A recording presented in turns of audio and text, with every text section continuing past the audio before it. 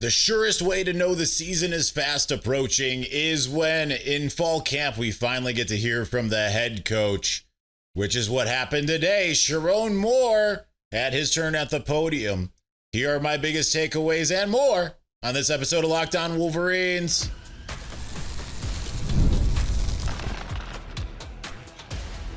You are Locked On Wolverines, your daily podcast on the Michigan Wolverines, part of the Locked On Podcast Network, your team every day. Happy Tuesday. We are back and doing it. Locked On Wolverines podcast, part of the Locked On Podcast Network, where it's your team every day. I'm your man on the ground, Isaiah Hole, publisher of Wolverines Wire through USA Today Sports Media Group. Big thanks to all of our everydayers, those of you who listen to every single show. Thank you for making us your first listen. I'm going to say something I never say, just because I heard Clayton say it on the Wolverine podcast. Go ahead and give us a like and a subscribe. There's a little animation if you're watching on YouTube that asks you to subscribe. I'm going to ask you myself for once, or don't.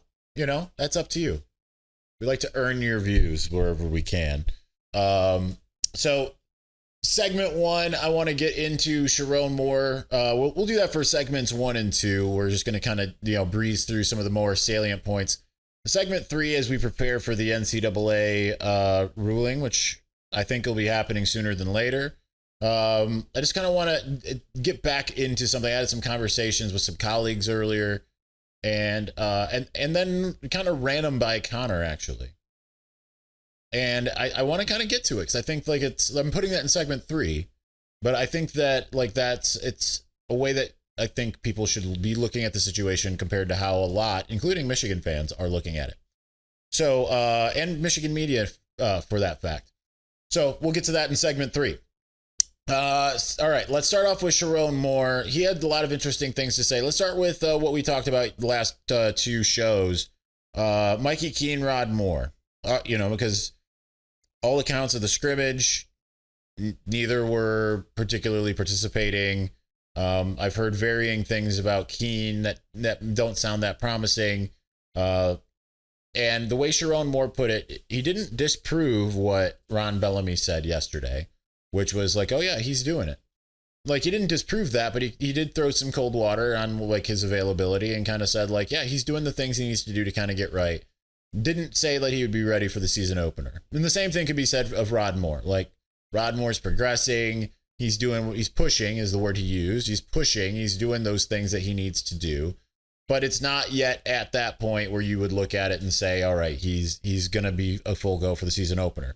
I mean, it sounds more like Rod Moore is probably closer than Mikey Keen. It didn't sound like he was writing Mikey Keen off entirely. That would be huge because I think you need someone that is as capable as him, right? Mikey Keen was one of the guys we circled as a problem area for Michigan going into the season opener last year, Fresno State. So I think that's not the greatest news, but it's also good news in terms of it does not sound like this is like a write-off for the entire year for both of them, either of them, whatever it is. I guess we'll see, right? Because it was kind of the same thing with Jack Tuttle, so I can understand if you're not feeling that. I don't think that there's any indication either way. We do know that they didn't really do much, if anything, in the scrimmage. They weren't in the, one-on-one or the ones versus the ones, the 11-on-11, all that stuff. But I think it would be important to get both back. One of the things that will maybe soften the blow of the latter is not only was there talk today about Brandon Hillman, Mason Curtis, Jaden Mangham. When I asked Sherrone about who have been the surprising players thus far, who have been the ones who've made the biggest strides from spring ball to now, the second name out of his mouth was Jaden Mangham, which jibes with what we heard from some of the players, from Lamar Morgan yesterday. That's huge because I think he was an all Big Ten honorable mention, memory serves. Like that's a high caliber guy that has experience doing it at the Big Ten. So to be able to get him, and we talked about the injury yesterday, to be able to get him to go, that would be huge for Michigan, to be able to have Jaden Mangham also able and capable to be within that depth. Because then now you're looking at the position and you're saying, okay, we've got Brandon Hillman, Mason Curtis, Jaden Mangham, TJ Metcalf, Tevis Metcalf, and potentially Rod Moore for 2 positions, 3 if you count nickel. That's huge. That would be massive to be able to get him to be that type of player. Because I think one of the questions based off of some conversations I had was like, is this a guy that really loves football? And that doesn't mean you can't be a really good player, really big time player either. Like, just keep that in mind. Especially, I don't want to upset his dad. His dad might not know who I am, but I know who he is because he was a coach at Holly High School at the time that I was going there. But I mean, I do mean that though. Like, that's not necessarily a bad thing. Some people come along to it. Some players are incredible and don't have that insatiable love for the game necessarily. So, but like, by all means, it sounds like he does have it. And I think there were questions about that when he arrived in Ann Arbor. And I think that those have been sated. And I think that's a huge thing. So there are a couple other players that were mentioned. Cole Sullivan, if you've paid attention to this show, going back to last year, I've spent a lot of time really, I mean, not as much as some others, but like I've mentioned Cole Sullivan a few times as being someone who I think physically looked the part as a true freshman. It's just a matter of figuring some of the things out and getting to that point where he can do, knows the playbook, gets instinctive, it gets into his bloodstream, all of that kind of stuff. So I think that's huge that he was the first name out of Sherrone's mouth. And then he also mentioned Chase Taylor, true freshman, right? He's not the one that everyone was clamoring for, but this is like the 3rd or 4th time I've heard Chase Taylor's name mentioned. Not Nathaniel Wusu-Boateng, the other true freshman, the one much more ballyhooed, but Chase Taylor, the 3-star out of the South, being the guy who is getting those mentions. That shows that if that ends up being true, like whether we see him this year or not, because again, that's a deep room. Ernest Hausman, Jay-Sean Barham, and then Jimmy Rolder, and now we just mentioned now we're throwing in Cole Sullivan. If you got Chase Taylor in there as well, I mean that's kudos to Sam Popper and company for the identification of a guy like that. That he had a couple high end offers, but it wasn't as high as it could have been. So that's big. And Sherrone went through the names. He mentioned Jamar Browder, Andrew Marsh, Andrew Babalola. And, as he talked about Babalola, it was kind of more of like, yeah, he's given a run for the money with Link. I think at this point, it looks pretty clear it's going to be Link. I've been on the Link train the whole time. If you followed the show, then you know that is a reversal for me. And that kind of tells you what Link was able to kind of do this offseason. Because certainly throughout the season last year, I don't know that there were many shows that were harder on Evan Link. So that kind of tells you the resurgence there. And then with Jamar Browder and Andrew Marsh, he's like, those are guys, and this might be from the freshman talk. I think it was, because I had asked him about the freshmen, what freshmen have stepped up as well. He said those are 2 guys you're going to see this season. They have already earned the playing time. You're absolutely going to see them. So that's huge. And then he mentioned Bryce Underwood. So there you go. Speaking of Bryce Underwood, we'll know when he's going to be the starter. There's a lot more that Sherrone got to that I want to try to get to in segment 2. We'll see how much time we can get. We can extrapolate some of these things. We're going to do that here in just a moment. But before we do, we've all been there logging on early and waiting forever for concert tickets to go on sale, only to lose your spot for a show you've been dying to see. I remember doing that in person with Tool back in 2000, Lateralus tour. Live music should be about making memories, not dealing with the stress of ticket shopping. That's where Gametime comes in. Gametime makes getting concert tickets faster and easier than ever. Prices actually drop as it gets closer to showtime, so you can save up to 60% off with their killer last-minute deals. If you're tired of the endless scrolling trying to find the best deal, Gametime Zone Deals picks the best deals in the section for you. With Gametime, the price you pay, or price you see is the price you pay. No hidden fees. If you're worried about what happens if plans change, the Gametime guarantee has your back with cancellation protection and more. Take the guesswork out of buying concert and show tickets with Gametime. Download the Gametime app, create an account, use the code LOCKEDONCollege for $20 off your first purchase. Terms apply again. Create an account, redeem the code LOCKEDONCollege for $20 off. Download the Gametime app today. Last minute tickets, lowest price guaranteed.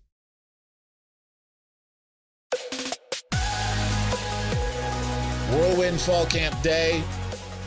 Michigan had the day off in terms of on the field. We did not. We also got the food tasting at Chrysler Center. Have some of the stuff that you guys might be able to have, and not might, but you could have if you opt for it.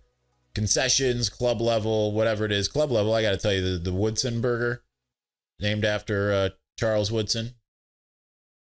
You might have heard that guy. That was incredible. Got like a Woodson whiskey glaze and thick cut bacon. I mean, that was delicious. Concessions, that I had the Founders Bratwurst. That was incredible. I think the sweets have this. I can't remember exactly what it was called. It was like basically like an apple cobbler type scenario, like a mix between an apple cobbler and bread pudding, and that was to die for. That was my favorite thing. And back to the club level, the chicken and waffles, spot on. So good stuff. Look forward to you can look forward to that. People ask me what's your favorite concessions. I can only kind of give you a little cursory answer because I ain't up there, y'all. I ain't up there. All right. Talking about the Freshmen. First name out of Sherrone Moore's mouth was Nate Marshall. Said like he does some freakish things. We've heard a couple things. Some of it's been provoked, right? Some of it's been, questions asked to Lou Esposito or whatever. But this is the first time I can recall where he has been like proffered as someone who's really sticking out. So that is big. Because I think even though that room is deep, right? Remember, like they are not shy about putting freshmen in there. Dom Nichols was a freshman last year. And even though you still have Lugard Adekpai and Devin Baxter, a third-year guy and a second-year guy, doesn't hurt to have a guy that maybe is kind of got some traits that maybe they don't have that can potentially end up deepening that four-man rotation that they already have. That would be big. You love hearing that. I already mentioned Bryce, the two wide receivers that in particular.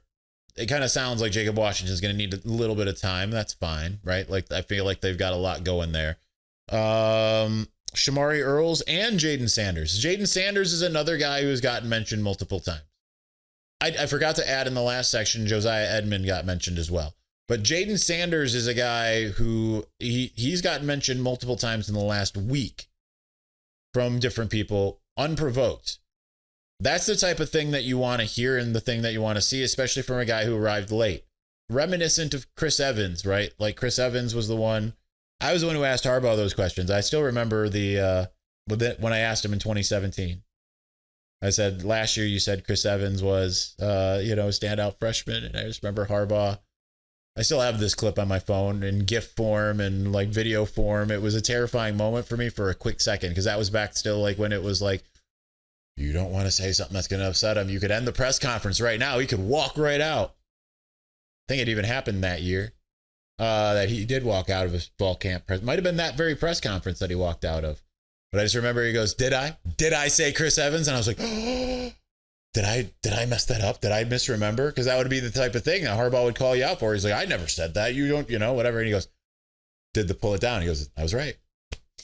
Anyway, that was a fun moment, but kind of reminiscent of like the Chris Evans thing, because Chris Evans was a late enrollee and was kind of much like Nate Marshall and now not Shamari Earls, but Jaden Sanders, kind of getting that hey, these guys are doing they're ahead of schedule at this point. So you love to hear that. That feels good. And I think that was that it. I mean, he mentioned Babalola in that section as well. I think the interesting thing there is Blake Frazier's healthy and he's pushing at left and right tackle as well. I mean, it seems set, right? Like you've got four guys that are as close to set as possible on the offensive line. Really, it's that right guard battle. Is it going to be one of those four guys? Not really sure. But I think coming out of that conversation, one of the things that was really interesting to hear is just how much on the same page all of the coaches are, all of the players are. That is the type of thing that, reminds me of 2021. Everyone's on the same page. And that is crucial. I know that I'm not going to share like specifics, but like I know that like, and we'll talk to Jack Tuttle's. We got our show coming up tomorrow. We'll talk more about the how important it is to have everyone on the same page and what that means. But it really, like, I know that there were players and coaches and coaches and coaches and people that weren't on the same page last year. And now everyone's on the same page. So very little turnover in terms of everything. But I think like like there's people who have matured. B, you know, some of the changes did pay off. So I think that's huge. And I think that those can pay dividends in ways that otherwise they might not. Lastly, in this section, he's still not naming Bryce Underwood, the quarterback. Says the quarterback will be named on August 25th, the Monday press conference before the first game. I asked like what is it that he needs to do, and he talked about consistency, consistently leading the team, consistently every day looking a certain way, consistently not turning the ball over. And I mean, a lot of counts that I've heard, like he is mostly been consistent, but like they're pushing him to be like truly consistent, because that is what separates like a young guy or like, you know, an Aiden Childs from a better quarterback, right? Like Aiden Childs, I don't say that to knock him. I think Aiden Childs is very talented. I know a lot of Michigan fans don't want to hear that. I think he is very, very talented, but he's inconsistent, right? He has some moments where it's like that dude looks like he could be a hero and put a team on his back, and the other time it looks like he needs to be benched. So they just are trying to get the most out of Bryce. Now, does that mean things aren't going as well as they could in fall camp? It's possible.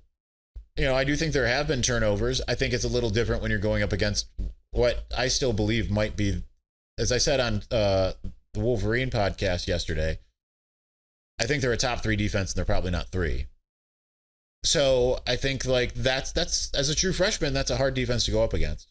I don't think you'll see a harder one. Like, could Oklahoma's defense be that? Maybe. They might still be a little too close to being in Big 12 land, but Brent Venables knows how to coach defense and knows how to do all that stuff. So, you know, I don't know that they're going to face a tougher one. As you look at the schedule, tell me who's going to be a better defense than Michigan. I know in Columbus they'll say it's Ohio State, but they say that about everything all the time. They can't ever admit anything, right? When would they admit to making a mistake? Joe Bluth would say. So, I think that, being able to be consistent against that defense, that's a hard thing to do. And I think that's a reason why, too, though, like, according to Sherrone, the offensive line is worlds better than it was last year because they're winning more against the defensive line than they were. They're actually winning days. Now, I seem to recall them saying that type of stuff last year. I seem to. I don't know if it was Sherrone, but I seem to recall, like, oh, offense is winning a bunch. And it was like, I don't know what that says. I think we know what that says this year at this point. All right, I have some they're not even Connor notes, but like I have some disambiguation based off a conversation that I had with a colleague that I think is worth noting, because I still see some people being undued, and I think it's worth bringing up. So let's get to that here in just a moment.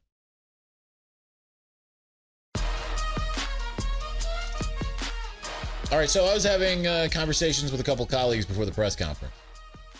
And we're talking about the Connor Stalions stuff because, you know, it's NCAA. I wouldn't be surprised if a ruling came down this week, right? Like, I don't agree with those who say, like, oh, they're going to wait for maximum impact. I think if it was enforcement that was making the decision, yeah, COI is different. It's a different entity, essentially. I think they want to get this wrapped up. And, you know, I still stand by, I think it's going to be a lot lighter than a lot of people in the media or rival fans think it's going to be. You know, we'll see if I'm wrong. If I'm wrong, I'm wrong. But I all indications to me are that it's probably, and it's been this way from the beginning, that a lot of people have had the facts wrong.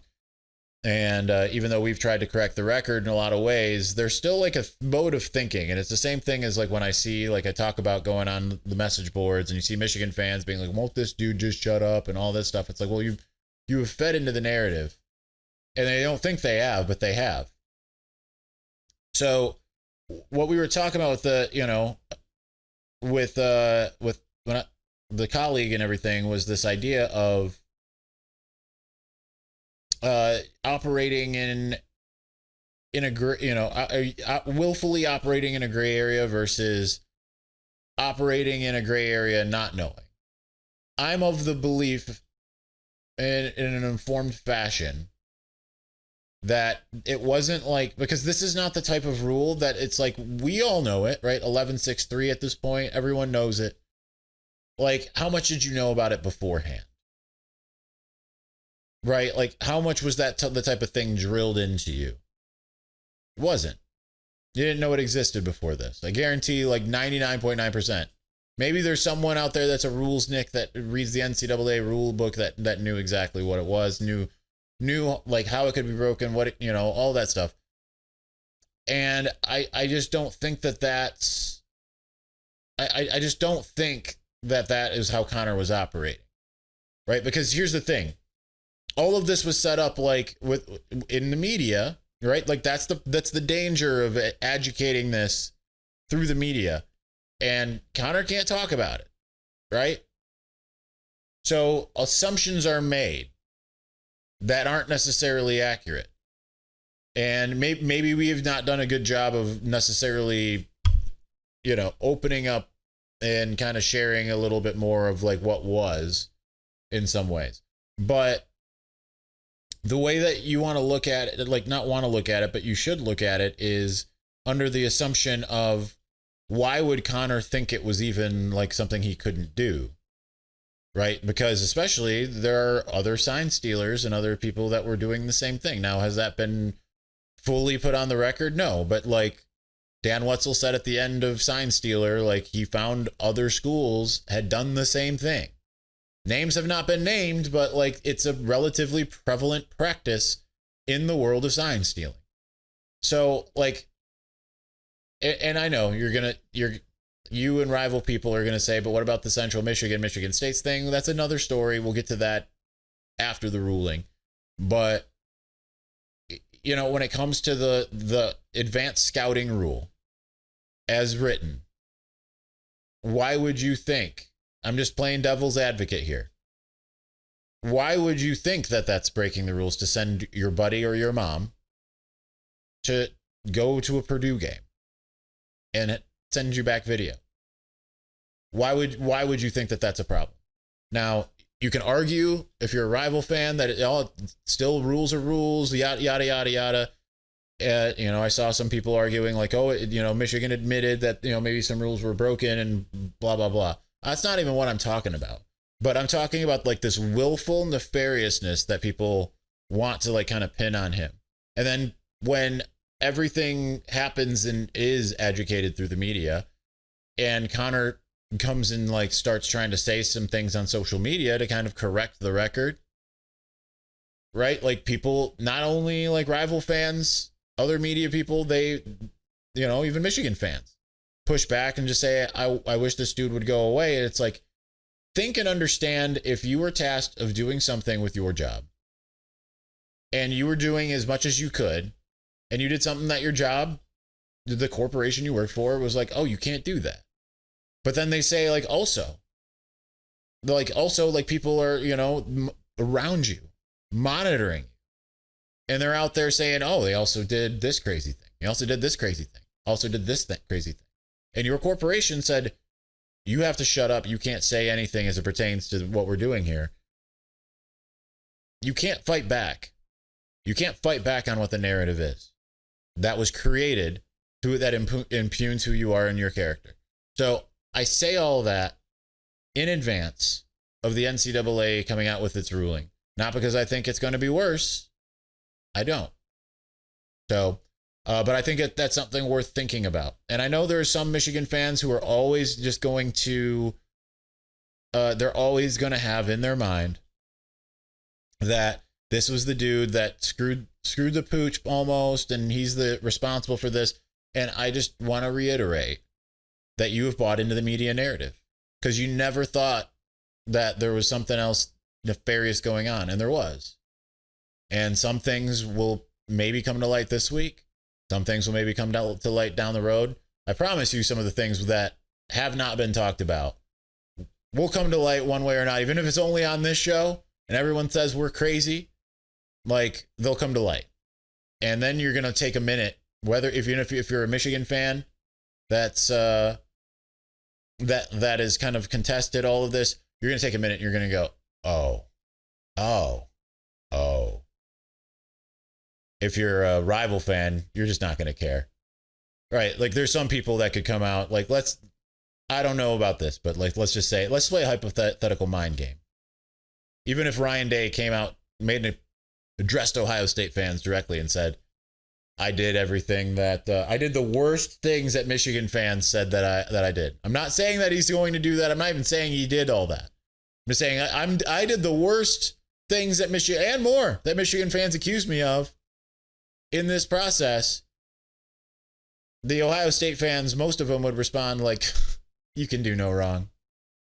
Except for losing to Michigan, which is a problem. Not for Michigan, though. Actually, they kind of enjoy it. Y'all, I think, really like it. All right, that's going to do it for us today. We will be back on Wednesday with Jack Tuttle as we go in the pocket and discuss some more fall camp stuff. So look forward to that. Thursday, that probably means we'll be bringing back the mailbag. Might be Friday. I don't know. It's hard with these unpredictable fall camp schedules. But that is the plan as it stands. Thanks for watching. Thank you for listening. We will talk to you again soon. Peace.